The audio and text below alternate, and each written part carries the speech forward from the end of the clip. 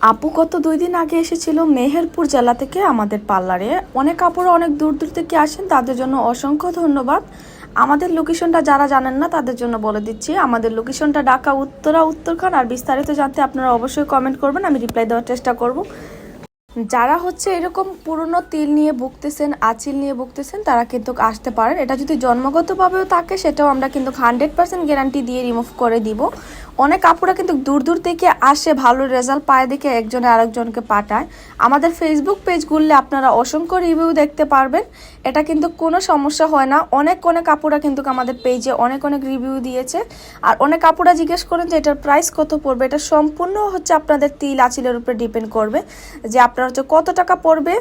আর যাদের হচ্ছে অল্প তাদের অল্প টাকাই পড়ে, যাদের বেশি তাদের বেশি টাকাই পড়ে। তাই এর জন্য নির্দিষ্টভাবে কোনো প্রাইস বলা হয় না। যদি আমি বলে দিই এই প্রাইসটা এত পড়বে, তাহলে মানুষ এইটা ভাইবেই চলে আসে।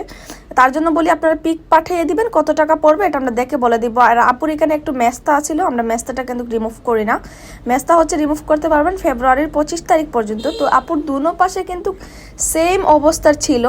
আর এটা রিমুভ করার পরে 2-3 দিন একটু নিয়ম আপনাদের ভালোভাবে মেনে চলতে হবে। কি একটু হোম কেয়ার, স্কিন কেয়ার করতে হবে বাসায়, এইটুকু পর্যন্ত। আর এটাতে কোনো ঝামেলা নাই, কোনো গর্ত হবে না, কোনো ব্লাড আসবে না। যদি বাইচান্স আপনার রগের উপরে যদি কোনো তিল থাকে, তখন এটার থেকে একটু ব্লাড আসে, তারপর এটা কিছুক্ষণের মধ্যে এটা চলে যায়। আর অবশ্যই নাইট ক্রিম দিলে নাইট ক্রিম বন্ধ করে আসবেন, নাইট ক্রিম দিবেন না। নাইট ক্রিম দিলে এমনি স্কিন পাতলা হয়ে যায়, তিলটা কিন্তু ভিতর থেকে যায় না, স্কিনটা আরও লাল হয়ে যায়। তখন মেডিসিন এই জায়গার মধ্যে দেওয়া হয় না, এর জন্য বলে নাইট ক্রিম বন্ধ করবেন। তো অলমোস্ট হচ্ছে আপুর ফুল ফেস শেষ।